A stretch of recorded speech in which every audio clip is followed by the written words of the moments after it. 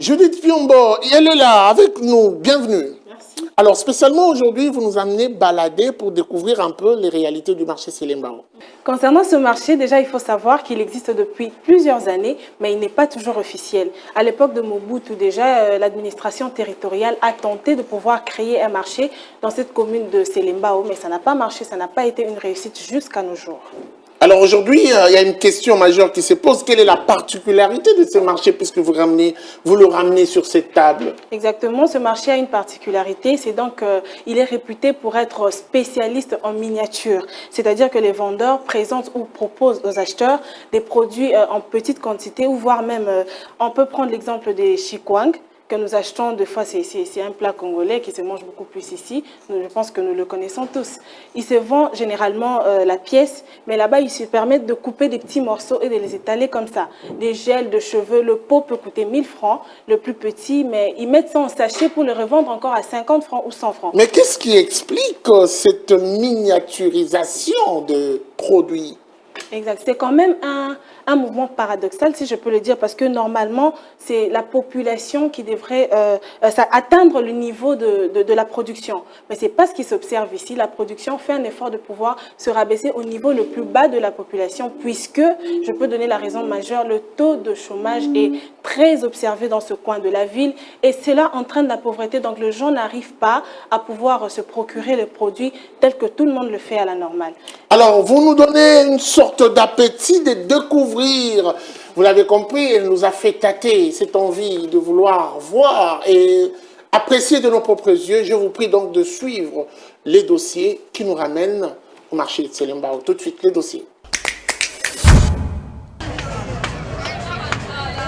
Marchandises étalées à même le sol, environnement insalubre, fort engouement des acheteurs, nous sommes au marché de la Libération dans la commune de Bumbu.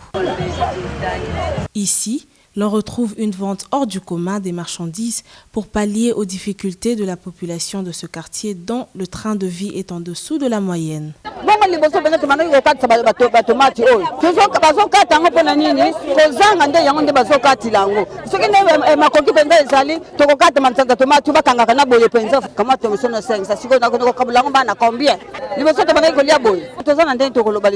Dans ce marché, c'est une vente détaillée des produits alimentaires et cosmétiques.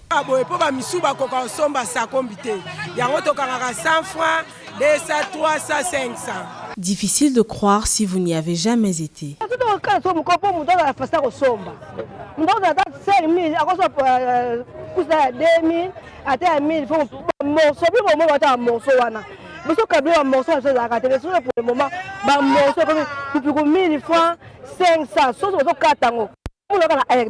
Et ils ont aidé même pas la population. En plus, poison retardé. Logiquement,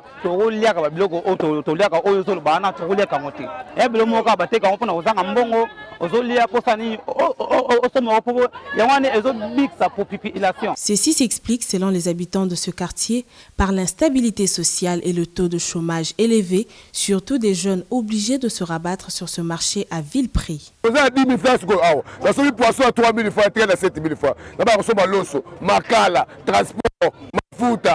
République, renouveler un côté.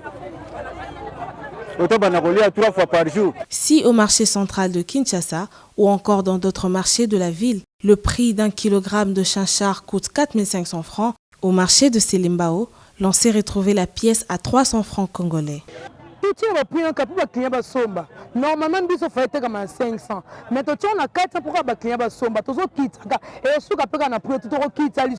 Ces vendeurs et acheteurs sont également exposés à une réalité sanitaire, des maladies et pandémies dues à l'insalubrité du marché.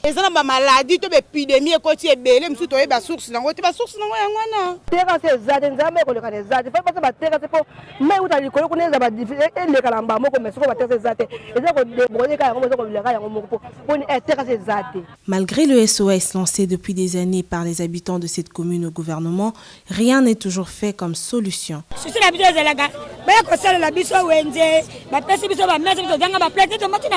Les regards rivent vers le gouvernement Sama Lukonde qui devra s'investir pour redonner le sourire à cette population.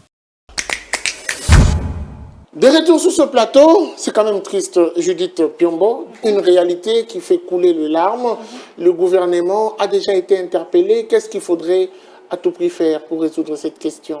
Donc déjà, il faut savoir que cette commune est parmi les communes les plus peuplées ici à Kinshasa et avec un faible pouvoir d'achat. Et donc si le gouvernement pouvait leur permettre d'avoir des emplois, créer des emplois pour cette population qui n'arrive pas à se procurer des produits alimentaires ou cosmétiques à la normale comme tout le monde, ça aiderait même les vendeurs, puisque si la pauvreté est éradiquée dans ce coin, les vendeurs pourront aussi se retrouver... Il faut des pistes de solutions à long terme, justement. Exact. Oui. Donc, petit à petit, lutter contre le chômage, vous l'avez dit tout à l'heure, il faut créer de l'emploi et même construire au besoin un marché. Exact. Déjà, c'est parmi les besoins majeurs ou les préoccupations de ces vendeurs. Ils demandent à ce que le gouvernement puisse les aider à créer un marché officiel parce qu'il n'est pas du tout officiel. Donc, ils sont en train de se battre étalés par-ci, par-là, par terre. Donc, c'est déjà pas un marché. Si seulement il y avait déjà un marché officiel, ça les aiderait à pouvoir mieux exercer leur commerce. Merci beaucoup pour ces précisions. Je pense que le gouvernement a une oreille attentive et se mettra à la place de cette population pour résoudre en extrême urgence ces revendications de cette population du coin de la capitale Kinshasa. Merci à vous, Judith Piombo, d'avoir disponibilisé de votre temps. C'était un plaisir. Nous allons poursuivre cette tranche avec la prochaine rubrique tout de suite, après ceci.